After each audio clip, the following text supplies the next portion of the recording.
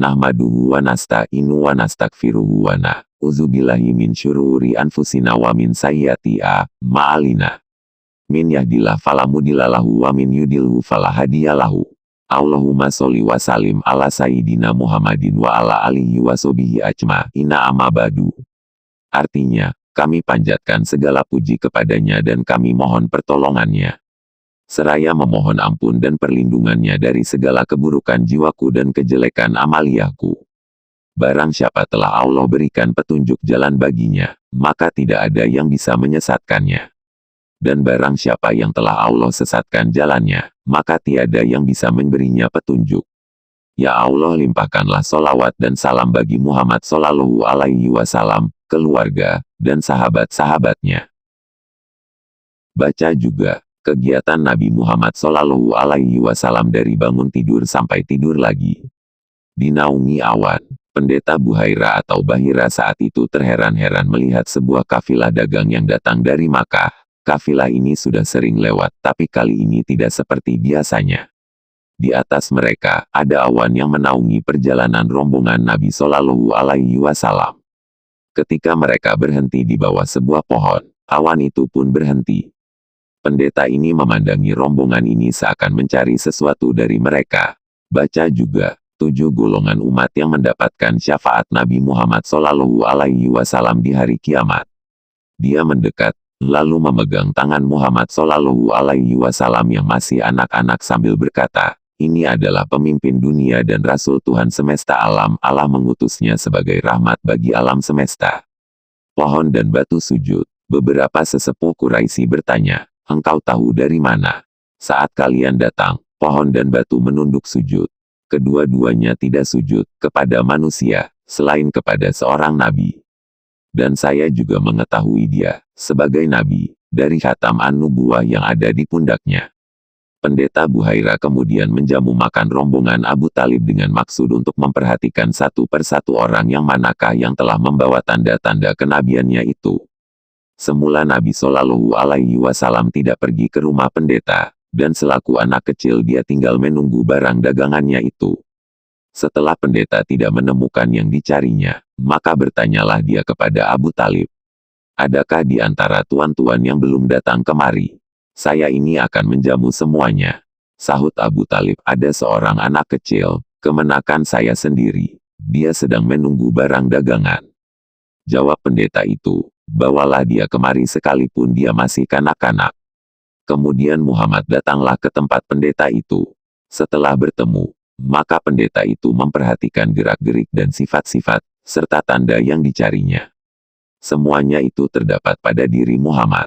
Maka pendeta pun memuji-muji Muhammad dan memberi nasihat kepada Abu Talib, supaya anak ini dipelihara baik-baik, karena anak inilah yang akan menjadi pemimpin umat di kemudian hari. Senin, tanggal 26 Desember tahun 2016 pukul 9.26 waktu Indonesia Barat. Bangsa Rum dan fenomena politik Amerika. Ada peristiwa menarik kemarin malam saat dalam voting di DKPBB. Di mana Amerika Serikat memilih sikap abstain terkait status pembangunan pemukiman ilegal di tanah Palestina oleh Israel, yang artinya Amerika secara tidak langsung menunjukkan dukungannya atas Palestina. Dalam resolusi DKPBB yang dipelopori oleh Malaysia ini, Palestina akhirnya menang. DKPBB pun secara bulat meminta agar Israel menghentikan pembangunan pemukiman di wilayah Palestina yang mereka duduki. Ini jelas bukan sebuah resolusi menentang pemukiman, tapi resolusi anti-Israel, menentang negara Yahudi dan masyarakat Yahudi, kata Steinitz yang dikenal dekat dengan PM Israel Benjamin Netanyahu sebagai dikutip Republika.co.id, Sabtu, tanggal 24 Desember tahun 2016. Pertanyaan yang mungkin akan muncul di benak siapa saja, benarkah Amerika mulai pro-Palestina? Atau dengan kata lain, benarkah Amerika mulai pro-umat Islam? Tentu tidak mungkin mereka akan pro-umat Islam. Namun, untuk kita memahami fenomena ini, terdapat hadits yang menyatakan bahwa di akhir zaman umat Islam akan berdamai dengan bangsa Rum sebelum kemudian Rum mengkhianati umat Islam dan lalu umat Islam kembali berperang dengan Rum dan memenangkan pertempuran tersebut. Pertanyaan yang memiliki keterkaitan, Apakah fenomena Amerika yang mulai meninggalkan Israel memiliki korelasi dengan gejolak Suriah, yang dalam hadits-hadits Rasulullah Shallallahu Alaihi Wasallam disebut sebagai kawasan Syam? Mari kita baca hadits tersebut. Kalian, kaum muslimin, akan mengadakan perdamaian dengan bangsa Rum dalam keadaan aman.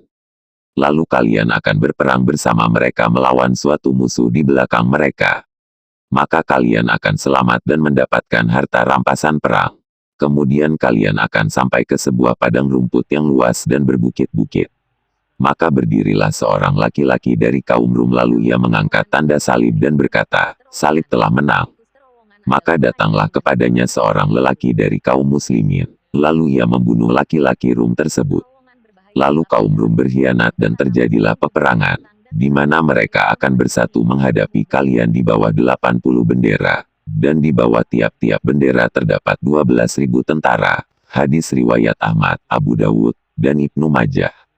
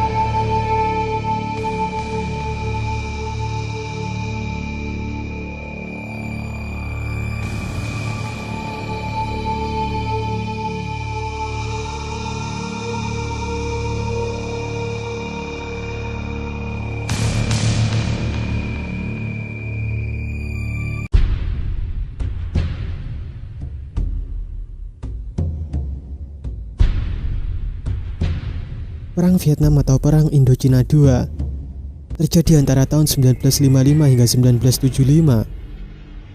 Kubu utama yang terlibat dalam pertempuran ini adalah Vietnam Selatan dan Vietnam Utara. Di saat yang sama, pertempuran ini juga bagian dari Perang Dingin yang melibatkan dua kubu ideologi besar, yaitu komunis dan Seato. Baik Vietnam Selatan maupun Vietnam Utara mempunyai negara pendukung masing-masing. Vietnam Selatan didukung oleh Amerika Serikat, Korea Selatan, Thailand, Australia, Selandia Baru, dan Filipina. Sedangkan negara yang menjadi pendukung Vietnam Utara adalah Uni Soviet, Tiongkok, Korea Utara, Mongolia, dan Kuba yang berideologi komunis. Pertempuran yang berlangsung selama 2 dekade ini diperkirakan menimbulkan lebih dari 3 juta korban. Sejak pertengahan abad ke-19, Vietnam telah menjadi daerah jajahan Perancis. Pada tahun 1941, Ho Chi Minh, yang merupakan seorang negarawan Vietnam yang terinspirasi dari semangat komunisme Cina dan Uni Soviet, membentuk Viet Minh. Viet Minh sendiri adalah sebuah liga yang terdiri dari para nasionalis dan kelompok komunis yang mendukung kemerdekaan Vietnam. Perlawanan dari Viet Minh pun berhasil mengusir Prancis pada Agustus 1945. Melihat kekosongan kekuasaan, pada tanggal 2 September 1945, Ho Chi Minh mendeklarasikan kemerdekaan Republik Demokrasi Vietnam, di mana ia menjabat sebagai presiden pertama. Namun karena Prancis kembali datang ke Vietnam pada tahun berikutnya, akhirnya meletus Perang Indochina pertama atau Perang Prancis-Vietnam pada 19 Desember 1946.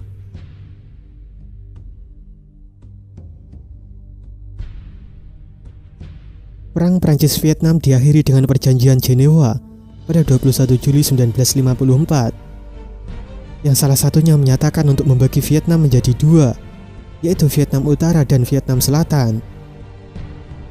Vietnam Utara dikuasai oleh Ho Chi Minh dengan ibu kota Hanoi, sementara Vietnam Selatan dikuasai Kaisar Bao Dai dan Perdana Menteri Ngo Dinh Diem dengan ibu kota di Saigon. Setelah terpecah, Ngo Dinh Diem mengalahkan Bao Dai dalam suatu referendum dan memproklamasikan Republik Vietnam pada Oktober 1955, serta mengangkat dirinya sebagai Presiden Vietnam Selatan. Sementara di Vietnam Utara, pemerintah Republik Demokratik Vietnam mengumumkan konstitusi yang berkarakter komunis.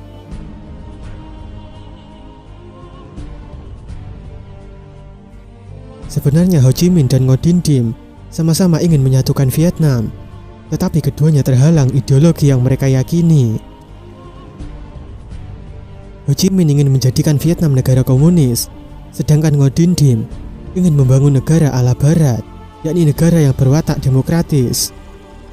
Hal inilah yang kemudian memicu terjadinya Perang Vietnam atau Perang Indochina II antara Vietnam Selatan dan Utara. Keterlibatan Amerika Serikat dalam Perang Vietnam dimulai pada 1955 ketika Presiden Eisenhower menjanjikan dukungan kepada Vietnam Selatan demi memerangi Vietnam Utara. Hal ini dilakukan karena Amerika Serikat sangat takut dengan efek domino, di mana apabila Vietnam menjadi negara komunis, maka negara-negara di Asia Tenggara dikhawatirkan akan mengikutinya.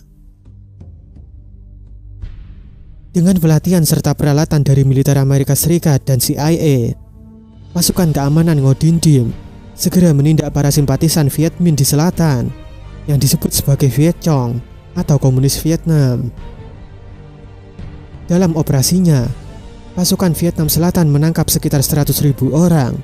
Banyak diantaranya disiksa dan dieksekusi secara brutal. Mulai tahun 1957, para komunis Vietnam dan penentang rezim Ngo Dinh Diem mulai melawan balik. Pada Desember 1960, mereka kemudian membentuk Front Pembebasan Nasional. Meski sebagian besar anggota Front Pembebasan Nasional bukan komunis, tetapi Amerika Serikat tetap menganggapnya sebagai boneka Vietnam Utara. Pada 1961, sebuah tim yang diterjunkan oleh Presiden John F. Kennedy menyarankan agar Amerika Serikat meningkatkan bantuan militer serta ekonomi untuk membantu Ngo Dinh Diem dalam menghadapi ancaman dari Vietnam Utara. Selanjutnya pada tahun 1962, pasukan Amerika Serikat yang berada di Vietnam Selatan telah mencapai angka 9.000 prajurit. Tahun-tahun setelahnya, situasi semakin memanas dan Presiden pengganti John F. Kennedy juga melakukan hal yang sama. Pada bulan November 1967, pasukan Amerika Serikat yang diterjunkan ke Vietnam Selatan telah berjumlah lebih dari 500.000 pasukan, di mana 15.000 diantaranya tewas dan 100.000 lainnya mengalami luka-luka. Korea Selatan, Thailand, Australia, dan Selandia Baru juga mengerahkan pasukan untuk berperang di Vietnam Selatan, meski dalam skala yang jauh lebih kecil daripada Amerika Serikat. Di sisi lain, Vietnam Utara memperkuat pertahanan udaranya dengan dukungan dari Cina dan Uni Soviet. Seiring dengan berjalannya waktu, banyak pasukan Amerika Serikat yang meragukan pemerintah negaranya sendiri.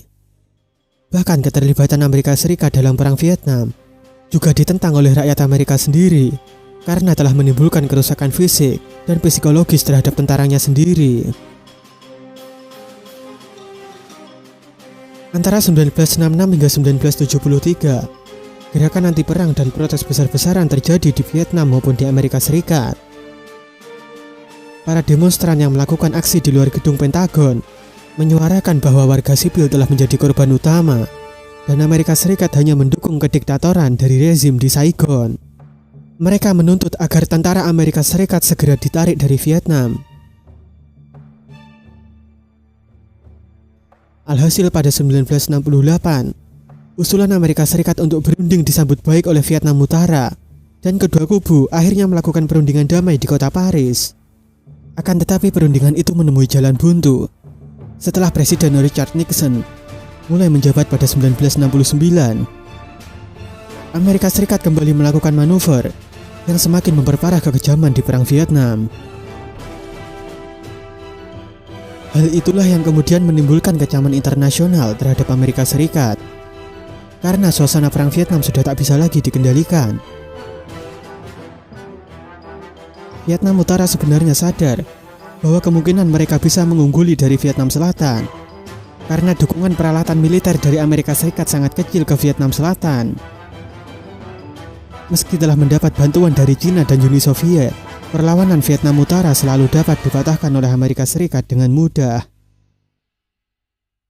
Kendati demikian, situasi berubah pada Januari 1973 ketika Amerika Serikat dan Vietnam Utara akhirnya menandatangani perjanjian perdamaian. Perjanjian itu secara resmi mengakhiri permusuhan terbuka antara kedua negara, dan Amerika Serikat segera menarik pasukannya karena demonstrasi anti perang semakin intens dilakukan di negaranya sendiri. Namun setelah kekalahan Amerika Serikat di perang Vietnam, pertempuran antara Vietnam Utara dan Selatan masih berlanjut hingga 30 April 1975.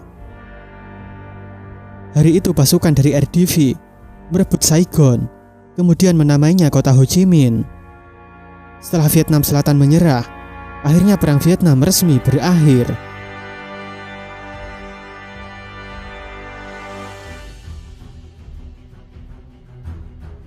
Perang Vietnam sendiri berlangsung dari 1 November 1955 hingga 30 April 1975. Selama 2 dekade itu, perang ini diperkirakan menewaskan lebih dari 3 juta orang, termasuk lebih dari 58.000 orang Amerika Serikat, dan lebih dari 2 juta korbannya adalah warga sipil Vietnam. Sedangkan 3 juta korban lainnya mengalami luka dan 12 juta penduduk Vietnam harus kehilangan rumah dan terpaksa mengungsi. Tak hanya itu, peperangan telah menghancurkan infrastruktur dan ekonomi Vietnam. Setelah pasukan komunis memenangi perang Vietnam pada 1975, Vietnam Selatan dan Utara resmi disatukan sebagai Republik Sosialis Vietnam pada tahun berikutnya. Kendati demikian, kekerasan sporadis masih berlangsung selama 15 tahun berikutnya. Perang Vietnam juga berimbas pada Amerika Serikat yang menghabiskan lebih dari 120 miliar dolar untuk membiayai pasukan dan alat tempur mereka di Vietnam. Pengeluaran besar-besaran itu menimbulkan inflasi di Amerika Serikat yang juga diperburuk dengan krisis minyak di seluruh dunia.